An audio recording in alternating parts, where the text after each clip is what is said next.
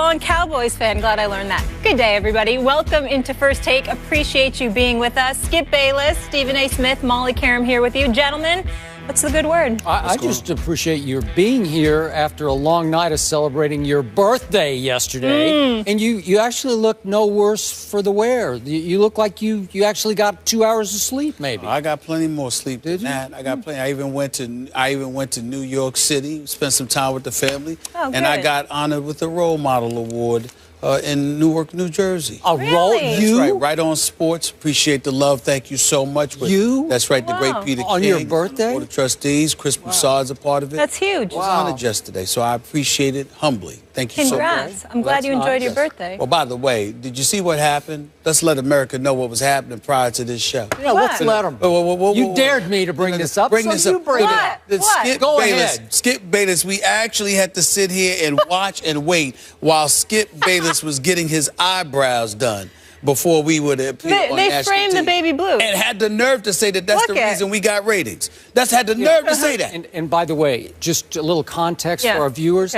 The only reason he noticed is because, for once, he actually came out a little early. He didn't make it just for barely the start of the show. So he actually saw what happens every morning, right on schedule, 2 minutes before showtime. The beautiful Hope, our makeup artist, comes out and does my eyebrows. Now, I don't need any more makeup like you. You need like 20 minutes in the chair. I just get my eyebrows filled in a little bit. That's all the rest. Time out. Who has the best eyebrows? You do. But let's be very, very clear. The only reason Skip doesn't need that much time in the air is because he spends about 40 minutes in the bathroom doing his own. Let's keep that in mind. Let's not forget that. Okay? Do I look like I have any makeup on? And oh, by the way, but we all know you do it. We all know you do it. And by the way, the party doesn't start until I arrive anyway. That's why I can make you wait. Let's go. Wait, Let's go. I underestimate. I think you spend 45 minutes in Hope's makeup chair. 5 minutes. 5 minutes. 5 minutes? 5 minutes. I've got every arena that I go to when I got to drab on something, it don't take me more than 5 minutes. It don't matter. I leave the beauty to other people. I don't try to look as good. Well, you should work on your eyebrows a little more. Maybe I should. The eyebrows look all right. I feel like I'm complimenting you guys too much lately, but both these looks, they're nice. Looking clean. I think I'm doing all right. Oh, gosh. Enough. Bernard Hopkins is going to join us later. I don't know if he gets his eyebrows done. Don't miss that. But we kick things off with America's team. Showtime's Inside the NFL ran the sound yesterday of Tony Romo on the field after the Cowboys lost to the Patriots. This was an injured Tony Romo, of course, saying to Brady, "See you in February." Confident Romo, Skip. Are you okay with this bold statement by your guy? Stephen A. Smith, I must admit, I would have liked it a lot more if Tony Romo had actually been wearing shoulder pads, which would have indicated that he actually played in the football game that had just ended on the field. And obviously, Tony Romo can't play a lick of a real game until November 22nd. That seems like a long time away. It's a game at Miami, and that's only if the Cowboys feel like they need him to risk quick re-injury of his broken collarbone, because it's possible, which I've acknowledged, that with the backup quarterbacks, my Cowboys could fall to 2-7 by that point. And I have a fear that Jerry Jones would say, do we even need to take a shot at this at that point? It will all depend, obviously, on Dez's ability to heal a lot faster than we think that he might be able to heal. So, now, back to your question. I like Tony Romo's newfound confidence. I like the message that I think he was trying to send to his teammates, which is basically for them to sit back and say, my goodness, our quarterback, our injured quarterback, went up to Tom Brady, sort of a la Richard Sherman a few years ago back in Seattle, and trash-talked him right to his face. Mad bro. Slapped him on the, that's exactly what it was. Slapped him on the shoulder pads and said, hey, see you in February. Wow. Our quarterback did that, so I kind of like that message, but I got to tell you, I'm going to be honest with you. I'm always honest about my Cowboys, whether you think so or not. It came off as a little weird and a lot awkward. That's what it came off. It was awkward. And it felt like Tony Romo had rehearsed it in front of the mirror. Like he'd sort of, okay, I'm going to say it like this. Like he had really planned to walk up to Tom Brady and utter that line. And the embarrassing part about it was that Tom Brady pretty much just ignored him. He kind of gave him a little you know, like, yeah, who are you now? That's Brady. Who are you? Patriot way. Okay. And then he turned his full attention to Brandon Weeden and warmly shook Brandon Weeden's hand because Brandon Weeden had actually played in the football game. Didn't play very well, got his butt kicked, but still, at least he played, and Tom was willing to honor that by shaking his hand warmly. So, Stephen A. Smith, I am hanging in with my Super Bowl prediction. Obviously, as you saw that sound, on that day, did I have any idea I was going to lose my quarterback and my best receiver and the best receiver in pro football? I had no idea.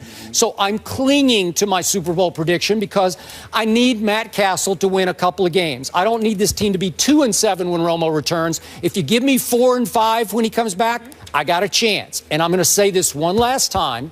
If Romo does return and this team gets 100% healthy and hot and manages to just eke into the backside of the playoffs in the last playoff spot as a wild card, NFL, you better look out because here would come my Cowboys. We've seen lots of teams do it as the road wild card team, starting with Aaron Rodgers back in, what was that, like 1888? Or when was that? That was like decades ago when he pulled off his Super Bowl. But Aaron Rodgers did it. Tony Romo is fully capable of doing it because this team always plays better on the road. So I would love my chances as a road wildcard team. I just need to get in the tournament, and I'm not sure they're going to be able to pull this off.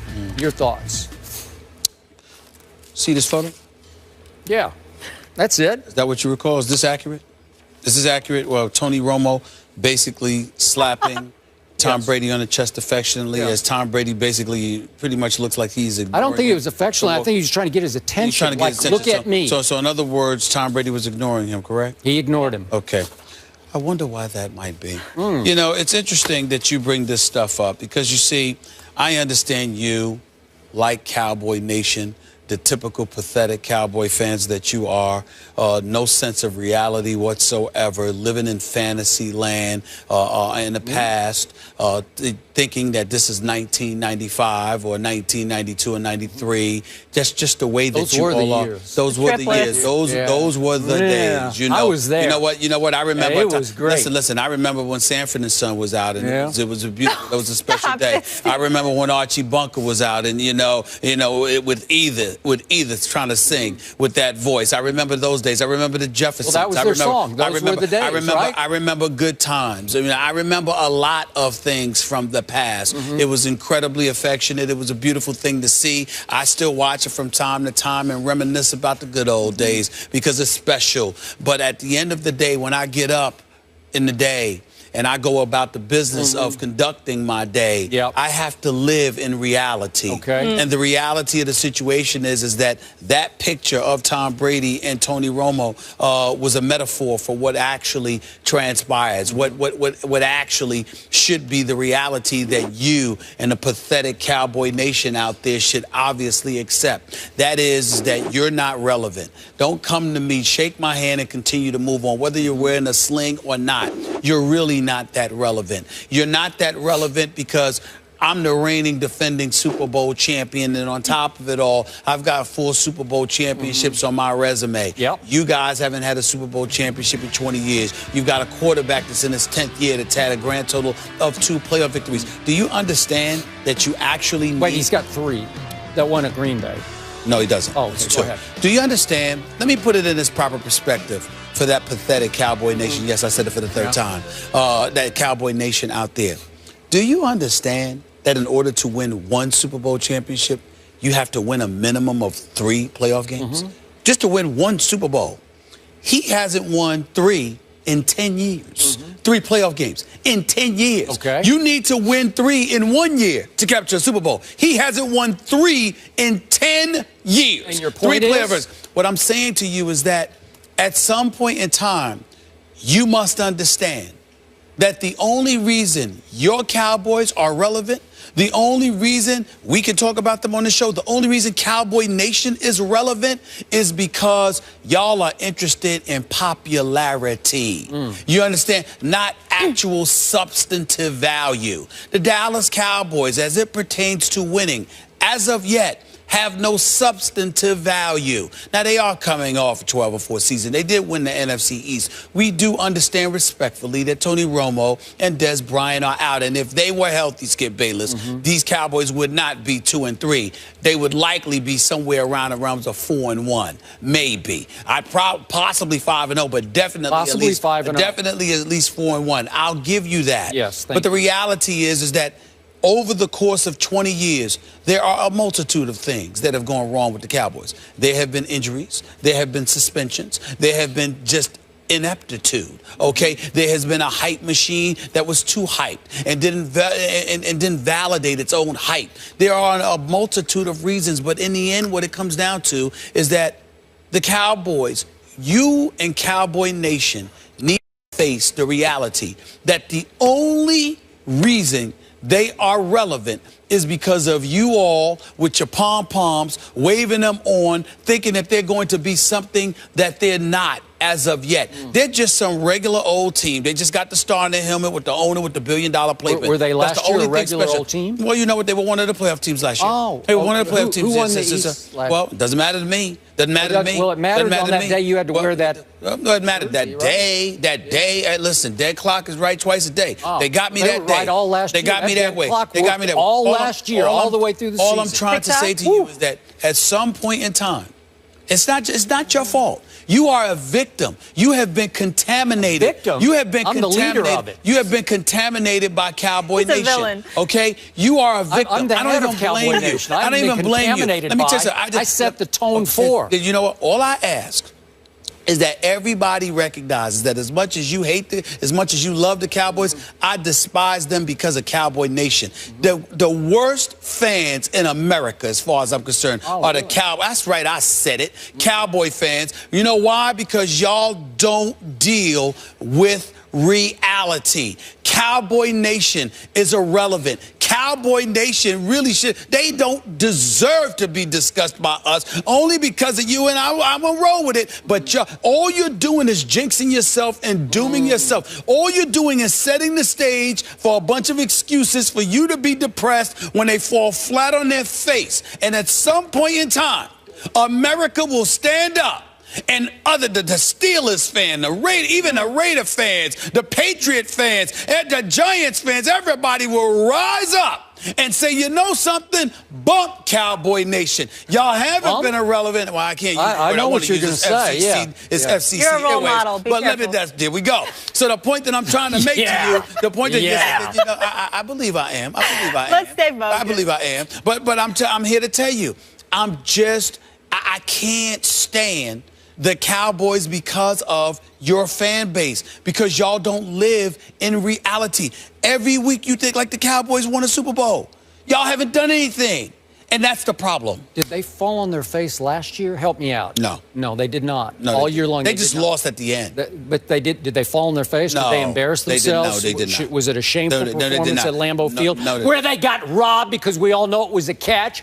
Do you realize? Back me up, Cowboy Nation. Do you realize that if the Cowboys had beaten the Eagles on Thanksgiving Day, do you realize that the Cowboys would have had home field advantage, and that catch that wasn't a catch, that call would not have been made against them? I'm saying it wouldn't have been made against them. We were lucky to be Detroit. It wouldn't have been made against them. All I'm trying to say to you is this: like I said, listen. It's not just your fault. I go on my radio show. It doesn't matter what subject I'm discussing. The Cowboy fans call up all the time. They just sit there. They lie to my producers. They lie to my producers to get on the line because they want to talk about their useless team, okay, who hasn't won a Super Bowl in 20 years. All I ask, could you get to a Super Bowl? Could you at least visit? Could you at least show us what Roger Staubach showed us, what Troy Aikman showed us, what Tony Dorsett showed us, what Too Jones showed us? What Deion Sanders and Michael Irvin and Emmitt Smith showed us. Could you at least do that?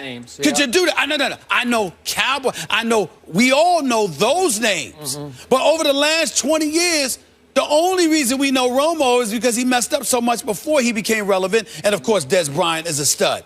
Think about it. Yep. Think about it. I have to make one quick point. I'm just saying. Here. Sure. Cowboy Nation is relevant because it's the biggest, baddest, most loyal nation in all of sports. And you're going to have to swallow that and accept it because it's just the truth. They are America's team because they have the most fans of any team in any sport in the world, spread all over the world. Cowboy international nation. Let me tell you something. Cowboy fans are pathetic because they're boring. And they're predictable. Because they're predictable. Because they hang in with their team? No, because everyone knows what they're going to say. You lose by 40. You lose by 4. It doesn't matter. It's the same thing. Oh, we got cheated. Oh, it was a bad day. Oh, you know what? We'll be back next week. That's been the story for 20 years. Yep. You don't live, not all, because there are exceptions to every rule, not all, but most Cowboy fans don't live in reality. Y'all are nauseating. You continuously force people to want to throw up because we're tired of talking about y'all because y'all haven't won anything yet. Win something, please. Now, back to the original question that this woman asked us. I thought I answered that. No, you did not, because I answered it to start with. And help me out here, Molly. Did I say go, Tony, go in my answer? No. No, I did not. I said I do have a problem with it. It came off as weird and awkward. And then you're accusing me of having no objectivity about my Dallas Cowboys? You know why? Because you only say that because you're worried that it'll get in the way of your ultimate goal. So you meticulously dissect anything that somebody says if it gets in the way of your ultimate agenda, which is to ensure that you facilitate the Dallas Cowboys. Let me tell the world how awful you are as a fan. Does Skip want the best against the best? Not at all. If Brady, and let me finish, if it don't matter who it is, if Brady or Rodgers or anybody else had to go down and get hurt for the Dallas Cowboys to win, Skip would wish that. Skip doesn't want to wish harm on anybody. I don't want Tom Brady to go down. You don't want anybody to get hurt. You don't want anybody to get hurt. What I'm saying to you is this. Me, I'm a Ric Flair fan. Woo! To beat a man, you've got to beat the man. Yeah. I think like that. You, on the other hand, if there was accidents, if there was if there was a flu virus going around, whatever it took to facilitate your team winning, you would do it. You know what? How do you even go there? Want to know the truth of what happened? I'm just, you know. No. When that rookie from Philadelphia went out of his way to crush Tony Romo's shoulder into the turf in Philadelphia, I can't remember his name, Justin Hicks or something from Texas. Well, it was a cheap shot, and he admitted after the game, I attacked him, okay? But when that happened, and then obviously that followed Des Bryant taking one little wrong step and his little toe breaks, whatever you call it, a Jerry Jones fracture, whatever it's called. Stephen A. Smith, somewhere after the show, was dancing. He was dancing in front of his mirror somewhere because he was getting his eyebrows done so they could dance up and down, because you got the 2 biggest breaks you've ever gotten in your career. Because my Super Bowl prediction was so dead on that this team was going to roll through the NFC and probably would have had, maybe unfortunately for me, home field advantage through the playoffs. That's how loaded and talented this team is. But you're the one who got the break, and now you're all giddy, and now you're attacking Cowboy Nation because to be the best, you didn't have to beat the best. Excuse me. That's what just happened. Excuse me. Do I look giddy? Yes, you do. No, I don't. You have been giddy. Let me explain You were giddy in your answer. Let me explain something. You're up on your soapbox because you got 2 huge Once again, breaks. this is just strategy. You want to interrupt me because you don't want me to say what I want to say. I'm the one who talks too much? I let you talk. I talk a lot, but I don't interrupt you. That's an upset. I let you talk. Yes, I do. For the record, let me say this to you. Upset. Let me tell you this. I'm going to say this, and then we're going to move on. I'm sick of your pathetic Cowboys. Here's the deal.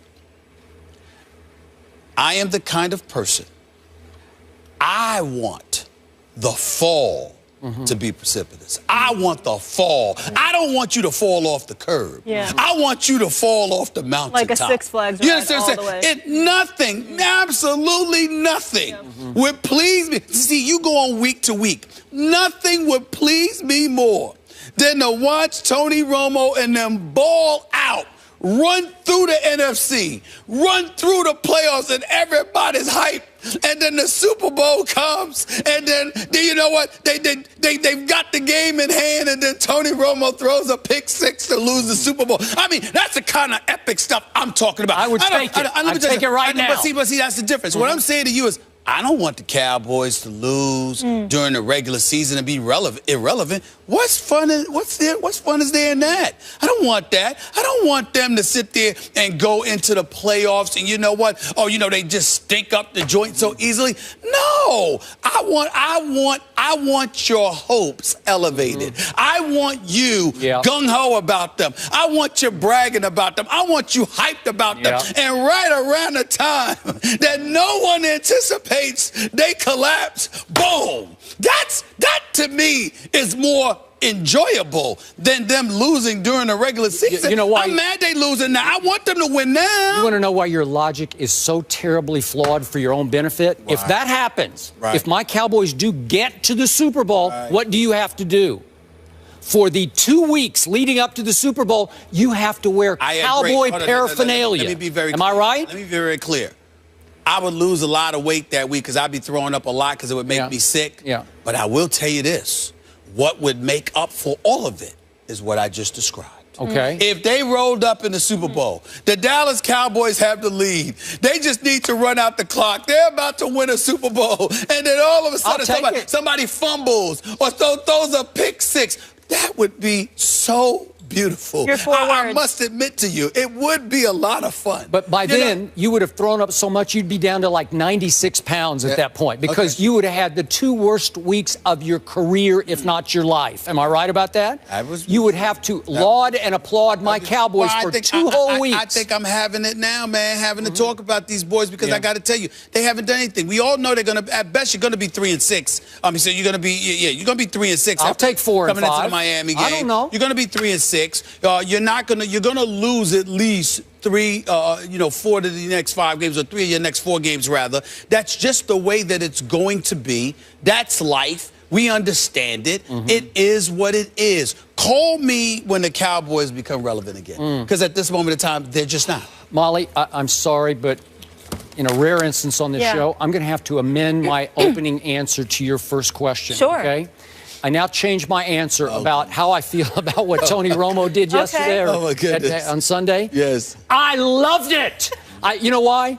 I'm going to say, to use your word, bump objectivity here. I loved it. And I want him to do it again and again because we are going to go to the Super Bowl and we are going to lose to the Patriots in the Super Bowl. I stand by my prediction because you have hit my deepest button on this issue and you are going to pay for it, my friend. Whatever.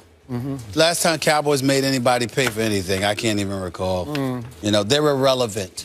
They're only relevant to you and Cowboys Nation. Well, you know, Cowboy Nation dominates my the world, last thing, Cowboy Nation is pathetic. I said it. Okay, unrealistic and pathetic because of it. That's what I said.